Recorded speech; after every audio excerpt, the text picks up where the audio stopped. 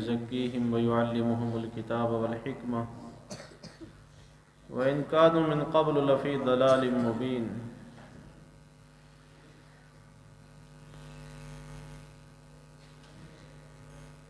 حمد و ثنا اللہ تبارک و تعالی کے لیے ہے، بے شمار اور بے حد و حساب درود و سلام ہوں پیارے پیغمبر صلی اللہ علیہ وسلم پر۔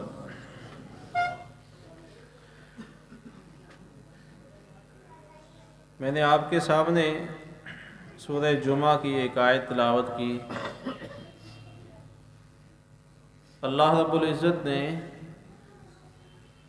رسول اللہ صلی اللہ علیہ وآلہ وسلم سے متعلق چند صفات کا بیان کیا، آپ کی بعثت و رسالت کے مقصد کو ذکر کیا، اور آپ کی آمد سے قبل جاہلی معاشرے کے جو حالات تھے ان پر بڑی اختصار کے ساتھ تبصرہ کرتے ہوئے فرمایا وَإِن كَانُوا مِن قَبْلُ لَفِي ضَلَالٍ مُبِينٍ، کہ آپ کی آمد سے پہلے وہ واضح گمراہی کی زندگی جی رہے تھے۔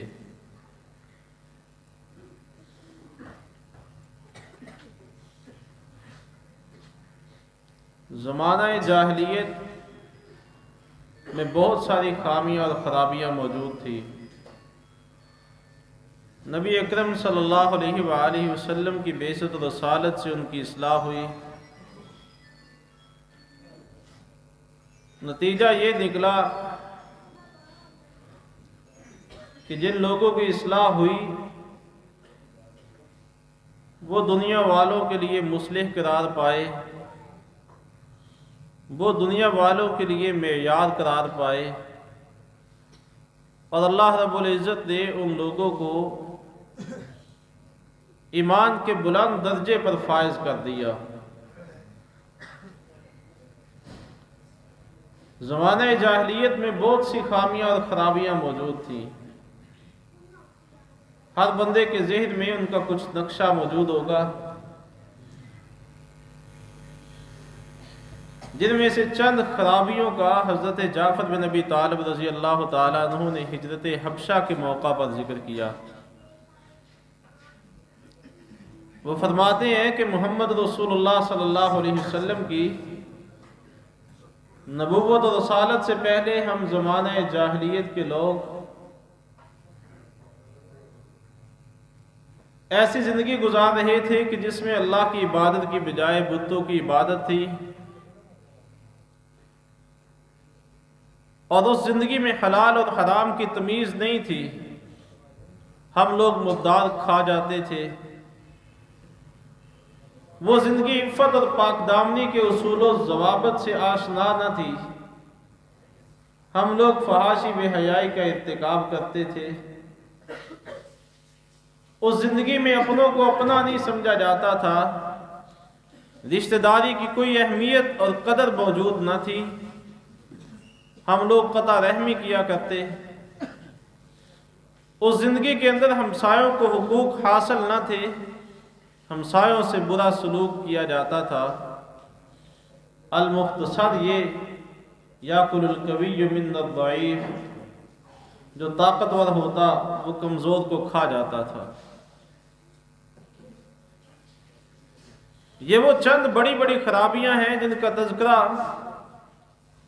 جعفر بن ابی طالب رضی اللہ تعالی عنہ نے نجاشی کے دربار میں کیا تھا،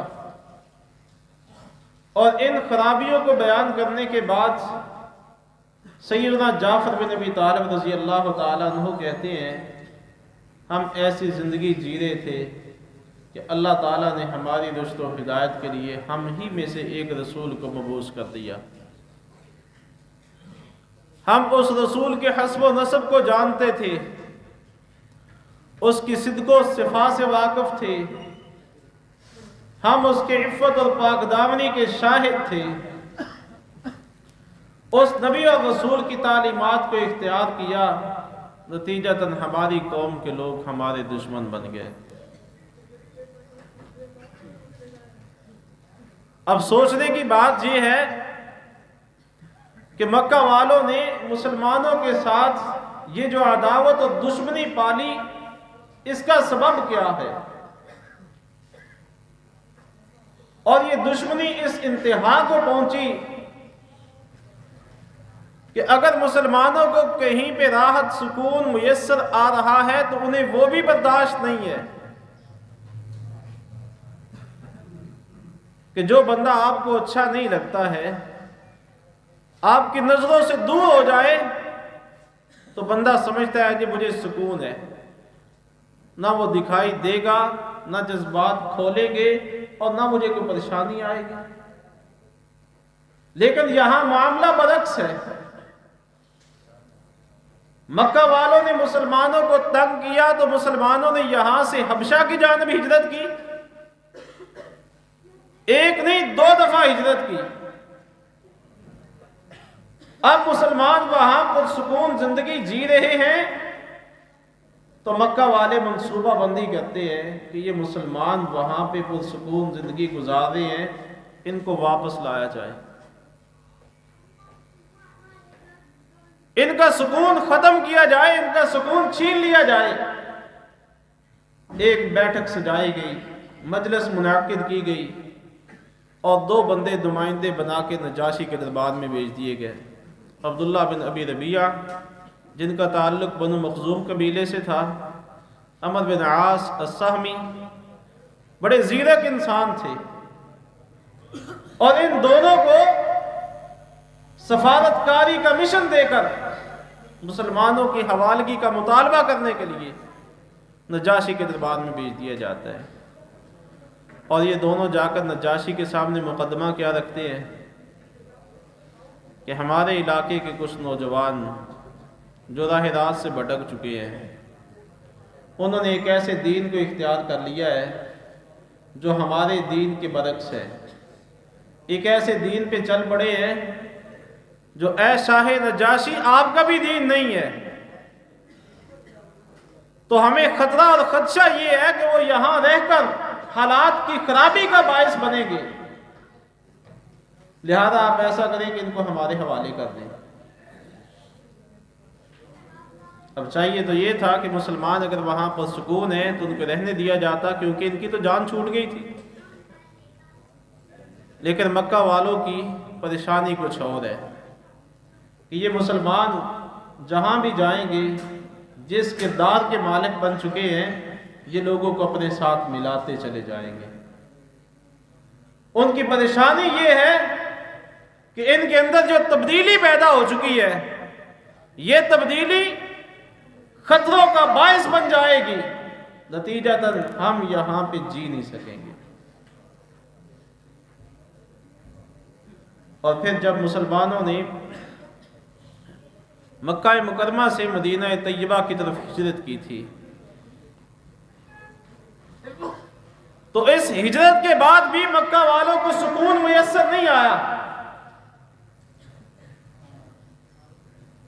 صرف 1 سال گزرا اور ان کو موقع ملا بدر کی لڑائی، بدر کا معرکہ برپا کرنے کا، باوجود اس کے کہ اس کے اسباب ختم ہو چکے تھے، کہ وہ تجارتی قافلہ جس کو بچانے کے لیے یہ لوگ مکہ سے مسلح ہو کے نکلے تھے، وہ تو مسلمانوں کے ہاتھوں سے نکل چکا تھا۔ اب اور تو کوئی وجہ ہی نہیں تھی، لیکن اس کے باوجود یہ مسلمانوں سے لڑے بغیر واپس نہیں گئے اور نہ ہی جانا چاہتے تھے۔ اور ان کا مطمع نظر کیا تھا کہ ہم اسلام کو، اہل اسلام کو صفحہ ہستی سے مٹا دیں گے۔ حالانکہ اس وقت مسلمان تھے ہی کتنے، مسلمانوں کی تعداد کتنی تھی؟ جو لڑنے کے لیے آئے محض 313 تھے، جو مدینہ طیبہ میں موجود تھے وہ بھی ہلکی سی تعداد میں تھے، لیکن اس کے باوجود مکہ والے یہ چاہتے تھے کہ ان کو ختم کیا جائے تاکہ یہ پریشانی کا سبب نہ بن جائے۔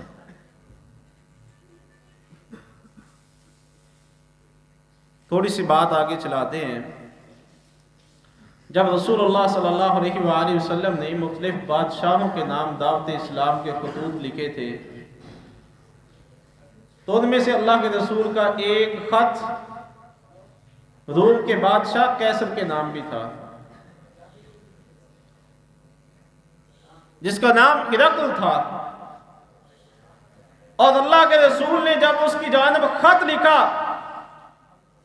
تو آپ نے بڑے ذوق و دبدبے کے ساتھ بات کی تھی کہ مسلمان ہو جا، تیری سلامتی اسی کے اندر ہے، اگر نہیں اسلام قبول کرے گا تو تیری ساری رعایا کا بوجھ بھی تیرے اوپر ہوگا۔ عرب کے خطے سے اس خط کو پانے کے بعد رومی بادشاہ بھی ٹھٹر گیا تھا، خوف زدہ ہو گیا تھا، اور اس نے رسول اللہ صلی اللہ علیہ وآلہ وسلم سے متعلق معلومات اکٹھی کرنی شروع کی۔ اتفاق سے جس بندے کو دربار میں حاضر کیا گیا وہ اس وقت تک کا رسول اللہ صلی اللہ علیہ وسلم کا سب سے بڑا دشمن تھا، جو بعد ازاں مسلمان بھی ہوئے، سیدنا ابو سفیان رضی اللہ تعالیٰ عنہ۔ رومی بادشاہ نے ابو سفیان رضی اللہ تعالیٰ عنہ سے رسول اللہ صلی اللہ علیہ وآلہ وسلم کے متعلق بہت سے سوالات کیے تھے، بہت سی باتیں پوچھی تھی، اور ان باتوں کا تعلق محض آپ کی ذات اور آپ کے کردار کے ساتھ تھا، ان باتوں کا تعلق آپ کے ساتھیوں کی استقامت سے متعلق تھا، اور جو اس کا آخری سوال تھا وہ یہ تھا، ماذا یأمرکم، اس نبی کا مشن کیا ہے، وہ نبی تمہیں کہتا کیا ہے، اس نبی کی دعوت کیا ہے؟ تو ابو سفیان رضی اللہ تعالیٰ عنہ نے کہا تھا، وہ نبی کہتا ہے اعبدوا اللہ وحدہ ولا تشرکوا بہ شیئا واترکوا ما یقول آباؤکم، کہ اکیلے اللہ کے سامنے جھکنے والے بن جاؤ، اس کے ساتھ کسی کو شریک نہ ٹھہراؤ، جو تمہارے باپ دادا کہتے ہیں وہ دین نہیں ہے، دین محمد رسول اللہ کی بات کا نام ہے، باپ دادا کے مذہب اور دین کو ترک کر دو۔ یامرنا بالصلاۃ والزکاۃ والصلۃ، وہ نبی ہمیں حکم دیتا ہے کہ ہم نمازی بن جائیں، وہ نبی ہمیں کہتا ہے ہم زکوٰۃ کی ادائیگی کیا کریں، وہ نبی ہمیں کہتا ہے ہم صلہ رحمی کیا کریں، وہ نبی ہمیں کہتا ہے عفت اور پاک دامنی کی زندگی گزاریں۔ یہ اس نبی کا مشن ہے، یہ اس نبی کی دعوت ہے۔ رسول اللہ صلی اللہ علیہ وآلہ وسلم کی دعوت سننے کے بعد رومی بادشاہ نے اس پہ تبصرہ کیا تھا، اور اس نے ابو سفیان رضی اللہ تعالیٰ عنہ کو مخاطب کر کے کہا، ان کان ما تقول حقا، اگر آپ کی ساری باتیں سچ ہیں، آپ نے جو کہا وہ حقیقت پہ مبنی ہے، تو پھر وہ وقت دور نہیں ہے کہ جب محمد صلی اللہ علیہ وسلم اور ان کے ماننے والے میرے یہ قدموں کے نیچے جو زمین ہے اس کے مالک بن جائیں گے۔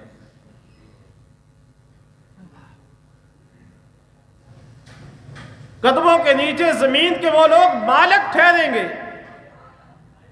اب اس رومی بادشاہ نے یہ تبصرہ کیا تو مسلمانوں کے جنگی اسباب اس نے نہیں معلوم کیے تھے، مسلمانوں کی دفاعی قوت اس نے نہیں جانی تھی، مسلمانوں کی عددی اکثریت اس نے معلوم نہیں کی تھی، اس نے مسلمانوں سے متعلق بہادری یا جواں مردی کے متعلق معلومات حاصل نہیں کی تھی، ان کے کردار کو جانا تھا، ان کی گفتار کو پہچانا تھا، اور ان کے مشن کو جاننے کے بعد یہ تبصرہ کر گیا کہ وہ وقت دور نہیں جب مسلمان روم کی عظیم سلطنت کے مالک بن جائیں گے۔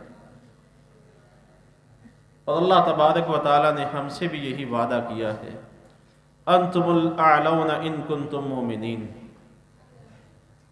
تم لوگ بالا ہو، تم لوگ بلندیاں پاؤ گے، لیکن کب؟ جب تم لوگ مومن بنو گے، جب تم لوگ صاحب کردار بنو گے۔ اور اللہ تعالیٰ کہتے ہیں وَكَانَ حَقًّا عَلَيْنَا نَصْرُ الْمُؤْمِنِينَ، کہ مومنوں کی مدد ہمارے اوپر لازم اور ضروری ہے، ہم مومنوں کو تنہا نہیں چھوڑتے ہیں، मोमिनों को कभी भी तन्हा नहीं छोड़ा जाता है। अहले ईमान हमेशा अल्लाह ताला की नुसरत और ताईद के साथ जीते और दुनिया से जाते हैं। बदर वालों के पास क्या था?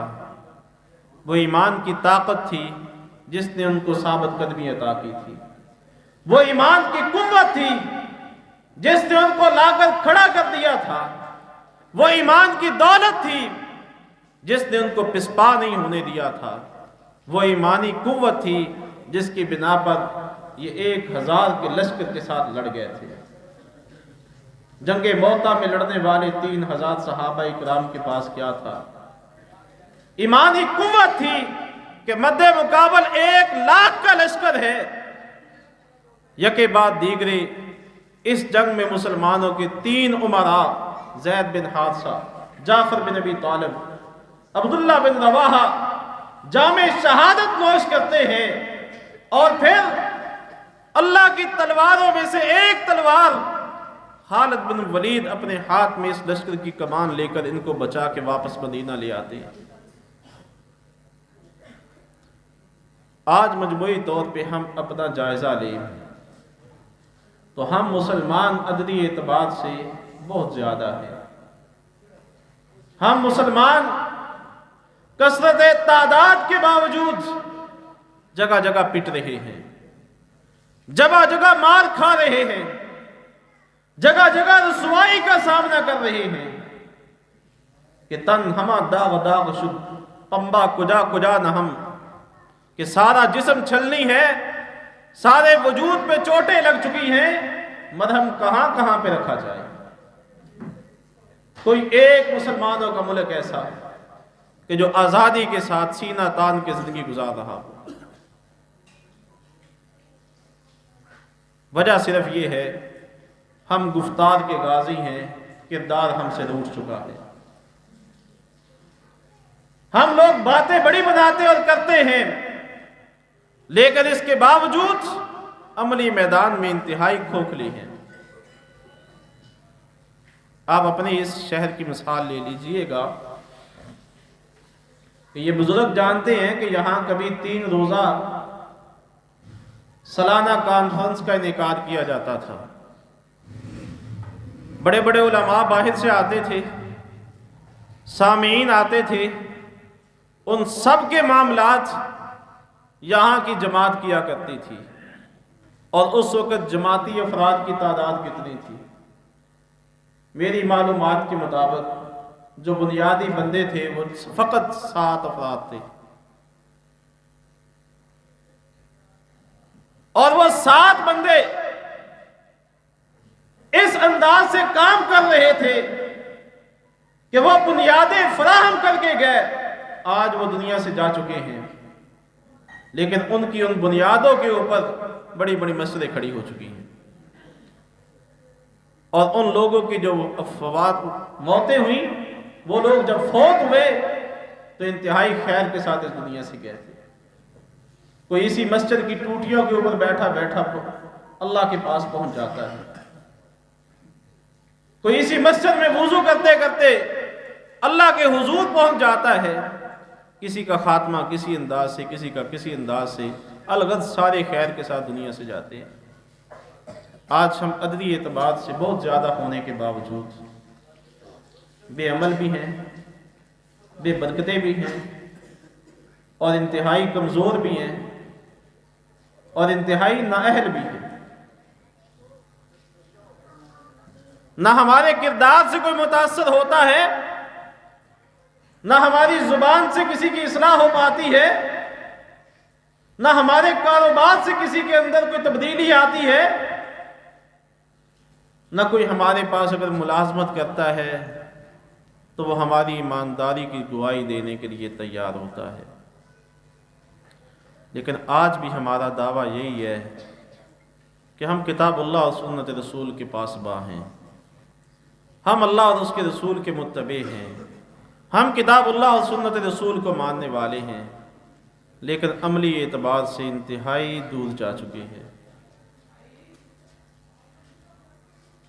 हमने अपने मसलक की और अपने दावे की बुनियाद जहां पे रखी थी, کہ محمد رسول صلی اللہ علیہ وسلم نے فرمایا تھا یہ میری امت 73 گروہوں میں تقسیم ہوگی، ایک جماعت جنت میں جائے گی اور وہ جماعت اس منہج پہ چل رہی ہوگی جس پہ میں اور میرے صحابہ کرام ہیں۔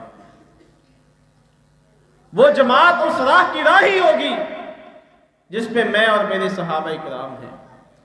اللہ کے رسول اور آپ کے صحابہ کس راستے پہ گامزن تھے؟ ان کے پاس کون سا منہج تھا؟ وہ کتاب اللہ اور سنت رسول کو ماننے والے تھے۔ آسمان سے وحی آتی، رسول اللہ صلی اللہ علیہ وسلم کی زبان اس کی تشریح اور توضیح کر دیتی، صحابہ کرام اس کو اپنا لیا کرتے تھے۔ لیکن آج ہم اہل حدیث بھی اسی منہج کے داعی اور دعوے دار ہیں، لیکن نہ ہماری خوشیاں اس کے مطابق ہیں، نہ ہمارے غم اس کے مطابق ہیں۔ کیا خود کو اہل حدیث کہلوانے والوں کے گھروں میں جب شادی ہوتی ہے تو ڈول نہیں پیٹے جاتے ہیں؟ ایسا ہوتا ہے کہ نہیں ہوتا ہے؟ خود کو اہل حدیث کہلوانے والے شادی کے موقع پر موویاں اور فلمیں نہیں بنواتے ہیں؟ خود کو اہل حدیث کہلوانے والے بلا وجہ کی تصویریں نہیں کھنچواتے رہتے ہیں، سیلفیاں نہیں لیتے اور دیتے رہتے ہیں؟ خود کو اہل الحدیث کہلوانے والے شادیوں کے موقع پر رشتہ داری کرتے ہوئے کون سا معیار اپنے پاس رکھتے ہیں؟ کتنے ہیں جو والدین بچوں کا رشتہ کرتے ہوئے دین کو ترجیح دیتے ہیں، دین سے متعلق خبرگیری کرتے ہیں؟ کبھی انہوں نے سوچا کہ جس کے ساتھ رشتہ کر رہے ہیں یہ نماز بھی پڑھتا ہے کہ نہیں پڑھتا ہے؟ یہ ضرور دیکھیں کہ دکانداری اس کی چلتی ہے کہ نہیں چلتی ہے، اس کی آمدن دن کی کتنی ہے، اس کے پاس گاہک کتنے آتے ہیں، اس کا معاشرے میں سٹیٹس کیا ہے، اس کے نام مکان ہے کہ نہیں ہے، اپنا کاروبار کرتا ہے کہ نہیں کرتا ہے، کوئی ملازمت جاب ہے کہ نہیں ہے۔ کبھی ہم نے دیکھا کہ یہ نماز پڑھتا ہے کہ نہیں پڑھتا ہے، رمضان آتا ہے اس نے کبھی روزے رکھے کہ نہیں رکھے، اس کا کاروبار نصاب زکوٰۃ کو پہنچ چکا ہے، یہ اس کو حلال بھی کر رہا ہے یا حرام ہی کھاتا جا رہا ہے، زکوٰۃ دیتا ہے کہ نہیں دیتا ہے۔ کبھی ہم اہل حدیث نے اس معیار کو جانچنے کی کوشش کی ہے؟ نہیں کرتے ہیں، اس لیے کہ ہم نام کے ہیں، کام کے نہیں ہیں۔ ہم گفتار کے غازی ہیں، کردار کے نہیں ہیں۔ آپ غمی کے موقع کو دیکھ لیجئے گا، اموات ہوتی ہیں، فوتگیاں ہو جاتی ہیں، تو کیا اہل الحدیث کے گھر میں بچھنے والی، چٹائی پہ بیٹھنے والے ہاتھ اٹھا نہیں دیتے ہیں دعا کے لیے؟ یہ کون سی شریعت سے انہوں نے سیکھا ہے؟ یہ کہاں سے ان کو پتا چلا ہے؟ کیا یہ بھی لوگوں کا منہ رکھنے کے لیے جا کے فاتحہ نہیں پڑھتے ہیں؟ کیا یہ لوگوں کو دکھانے کے لیے وہاں جا کے ہاتھ نہیں اٹھاتے ہیں؟ نہ اپنے مسلک کی پاسداری کرتے ہیں، نہ عقیدے اور منہج کی قیادت کا لحاظ کرتے ہیں، بس دیکھا دیکھی اس راہ پہ چل پڑے ہیں جس راہ سے کبھی یہ لوگوں کو روک کے کتاب و سنت کے قریب لایا کرتے تھے۔ اپنے معاملات دیکھ لیجئے گا، اپنی عادات کو دیکھ لیجئے گا۔ نوجوان خود کو اہل الحدیث کہلاتے ہیں لیکن داڑھی مونڈتے ہیں، تو کس نبی کے ساتھ تم نے اپنا ناطہ جوڑنے کی کوشش کی ہے جس نبی نے بار بار داڑھی رکھنے کا حکم دیا ہے؟ خود کو اہل الحدیث کہلاتے ہیں لیکن کبھی شلوار کو ٹخنوں سے اوپر کرنے کی کوشش نہیں کرتے ہیں، کبھی اپنے لباس کو اس کے مطابق نہیں سلواتے ہیں کہ میری شلوار ہمیشہ ٹخنوں سے اوپر رہے۔ چلتے پھرتے آپ کو نوجوان اہل الحدیث نظر آئیں گے۔ کیا یہ صرف نماز کے لیے ہی ہے کہ آپ نماز کے لیے آئے اور شلوار کو اوپر کر لیا، جیسے ہی نماز جماعت مکمل ہوئی اسی مسجد میں کھڑے ہوئے لوگ پاؤں چھڑک رہے ہوتے ہیں، اپنی شلوار سیدھی کر رہے ہوتے ہیں؟ اسی کا نام اہل حدیثیت ہے، یہی منہج کتاب و سنت ہے۔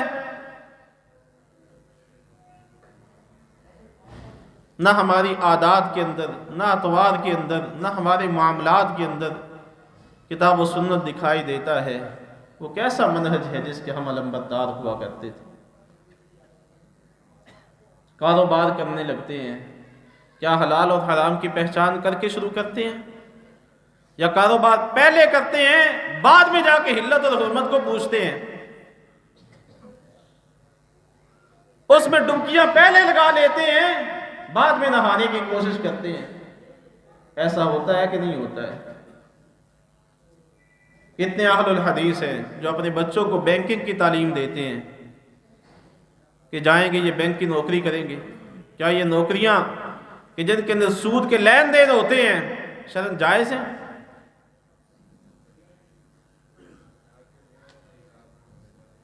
تو اللہ تعالیٰ نے اہل الحدیث کو ایک ایسا منہج دیا تھا جو سب سے نکھرا ہوا تھا، نتھرا ہوا تھا، جس کا دور دور تک کوئی مد مقابل نہیں تھا۔ اور جب تک مسلمانوں نے، اہل الحدیث نے اس کے ساتھ وفا کی، اللہ تعالیٰ نے ان کو عزتوں سے نوازا۔ اور جب یہ اس سے پیچھے ہٹے، نتیجتاً لوگوں نے سمجھا کہ یہ بھی ایک فرقہ ہے، یہ بھی ایک بات کی طرف بلانے والے ہیں، ان میں اور فلانوں میں کوئی فرق نہیں ہے، بس ان کے اپنے چکر ہیں اور کوئی بات نہیں ہے۔ حالانکہ اللہ کی قسم یہ چکر نہیں ہے، یہ وہ منہج ہے جس پہ صحابہ اکرام ساری زندگی ڈٹے رہے، اور اس پہ چلتے ہوئے انہوں نے اپنوں کی رشتہ داریوں کو خاطر میں نہیں لائے تھے۔ یہ نہیں دیکھا تھا کہ فلاں معاملے میں یہ نہیں کریں گے تو ناک کٹ جائے گی، فلاں روٹھ جائے گا، فلاں روٹھ جائے گا۔ بس دیکھا تو یہ کہ اللہ کیا کہتا ہے اور اس کا رسول کیا کہتا ہے۔ لیکن ہم نہیں دیکھتے ہیں، بڑے کمزور ہو چکے ہیں۔ اس راہ کی طرف پلٹنا پڑے گا جس راہ پہ صحابہ کرام جب چلے تو دنیا والے دشمن بن گئے تھے، کیونکہ انہوں نے جب محمد کو رسول مانا تو پھر کسی کی نہیں مانی ہے تو محمد رسول اللہ کی مانی ہے۔ ہم نے اللہ کے رسول کو رسول ماننے کے باوجود بھی بہت سو کی مانی ہے اور مانتے چلے جا رہے ہیں۔ اپنے متعلق سوچئے گا، اپنی اولاد سے متعلق سوچئے گا۔ یہ دنیا چند دنوں کی ہے، کسی کو کوئی پتہ نہیں ہے کہ آج کی رات اسے بستر پہ نصیب ہونی ہے کہ نہیں ہونی ہے۔ لیکن ہر بندہ اپنا جائزہ لے، کیا میں اس قابل ہوں کہ اپنی اس حالت اور کیفیت میں اللہ کا سامنا کر سکوں، اپنے معاملات کا جواب دے سکوں، اپنے اخلاق و کردار سے متعلق اللہ تبارک و تعالیٰ کے جو سوالات ہوں ان کو اچھے انداز سے جواباً پیش کر سکوں۔ یقیناً میں اور آپ جب خود کو اس محاسبے میں لے کے آئیں گے تو پھر کچھ خیر آ جائے گی، اور اگر ہم اپنا محاسبہ ترک کر بیٹھے تو پھر خیر نہیں، شر ہی شر آئے گا۔ پھر بیماریاں پیدا ہوں گی، مسائل پیدا ہوں گے، اور مسائل بھی ایسے کہ جو نسلوں کو بگاڑ کے رکھ دیں گے، ختم ہونے کا نام نہیں لیں گے، اور ہم ہاتھ پہ ہاتھ دھرے کفِ افسوس ملتے رہ جائیں گے۔ پلٹ آئیے اس راہ کی طرف جس راہ پہ چلنے والوں کو اللہ تبارک و تعالی نے فرمایا تھا فَإِنْ آمَنُوا بِمِثْلِ مَا آمَنْتُمْ بِهِ فَقَدِ اهْتَدَوْا۔ ہدایت ایسا ایمان لانے کے اندر ملتی ہے جیسا ایمان صحابہ کرام لائے تھے۔ پلٹ آئیے اس راستے پہ کہ جس راستے پہ چلنے والے مومنوں سے متعلق اللہ تعالیٰ نے مدینہ والوں کو کہا تھا آمنوا کما آمن الناس، ایمان اس طرح لاؤ گے جس طرح یہ انسانیت کے علمبردار ایمان لائے ہیں تو پھر تمہارے ایمان کی ویلیو بنے گی۔ پلٹ آؤ اس راستے کی طرف جس راستے سے ہٹنے والوں کو اللہ نے جہنم کی وعید سنائی۔ وہ سبیل المؤمنین کیا ہے؟ وہ صحابہ کرام کا راستہ ہے جس راستے پہ چل کے وہ دنیا میں اللہ کے ہاں مقام پا گئے تھے، دنیا میں معزز گردانے گئے تھے۔ اللہ تعالی ہم سب کو توفیق دے ہم اپنی اصلاح کر سکیں، اپنی نمازوں کی اصلاح کر سکیں، ارکان اسلام کی اصلاح کر سکیں، ایمانیات سے متعلق جو ہمارے ذمہ عائد ہونے والے عقائد ہیں ان کی اصلاح کر سکیں۔ اب یہ بات کبھی نہ بھولیے گا کہ جنت مومنوں کے لیے ہے، اس بندے کو جنت ملنی ہے جس بندے کے پاس ایمان موجود ہوگا۔ یہ صرف اہل حدیث کہلوانے سے بندہ یہ سمجھے کہ میرا ایمان اب لٹ سے بھی زیادہ مضبوط ہو گیا ہے اور ہو بھی بے نمازی، روزے بھی نہ رکھتا ہو، زکوٰۃ بھی نہ دیتا ہو، حج فرض ہے نہیں کر رہا ہے، ساری اپنی منمانیاں کرتا رہا ہو، تو یہ اس کی بھول ہے۔ ایسے جنت نہیں ملے گی، ایسے جنت کے سودے نہیں ہوں گے۔ ایمان کے لیے کم سے کم 11 چیزیں لازم ہیں، ان میں سے 5 ارکان اسلام ہیں۔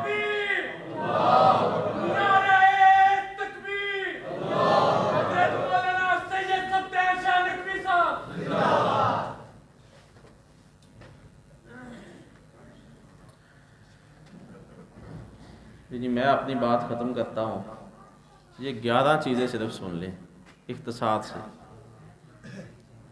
5 ارکان اسلام جن کو رسول اللہ صلی اللہ علیہ وسلم نے بیان کیا، اور 6 ایمانیات سے متعلق وہ بنیادی عقائد ہیں جن کا ذکر حدیث جبریل میں موجود ہے۔ اور جب یہ 11 چیزیں بندے کے پاس ہوں گی، ان کا مالک بندہ بنے گا، اس کے عقیدے، اس کے نظریے اور کردار سے یہ جھلکیں گی، تو پھر بندے کے پاس تھوڑا سا ایمان آئے گا۔ آگے پھر ایمان کے 70 سے زائد شعبے ہیں، جیسے جیسے وہ عملی طور پہ مستحکم ہوتا جائے گا، اس کا ایمان مضبوط سے مضبوط ہوتا چلا جائے گا۔ اللہ تعالی ہم سب کو مومن بنائیں، اللہ تعالی ہمیں ایمان کی حالت میں اس دنیا سے اٹھائے۔ اسی لیے نبی علیہ الصلوۃ والسلام یہ دعا کرتے تھے، اللہم من احییتہ منا فاحیہ علی الاسلام ومن توفیتہ منا فتوفہ علی الایمان۔ تو ایمان والی موت رسول اللہ صلی اللہ علیہ وسلم نے مانگی ہے۔ یہ اللہ سے سوال کیجیے گا، اور یہ پھر اسی کو ملے گی کہ جو ایمان کے تقاضوں کو پورا کرتا رہے گا۔ اللہ تعالی ہم سب کے حال پہ رحم فرمائیں، ہمیں خیر پہ رکھیں، ہر قسم کے شر سے اللہ تعالی ہمیں محفوظ فرمائیں۔ اللہ تعالی ہم سب کو اسلام والی زندگی نصیب کریں، ایمان والی موت دیں۔ اللہ تعالی ہم سب کو نمازی بنائیں، روزے رکھنے والا بنائیں، زکوٰۃ دینے والا بنائیں۔ اللہ تعالی ہمیں توفیق دیں کہ ہم خیر کے معاملات میں ایک دوسرے کے معاون بن سکیں، ہر شر سے ہم خود بھی بچ سکیں اور دوسروں کو بچنے کی تلقین کر سکیں۔ آمین۔ سبحان ربک رب العزت عما یصفون۔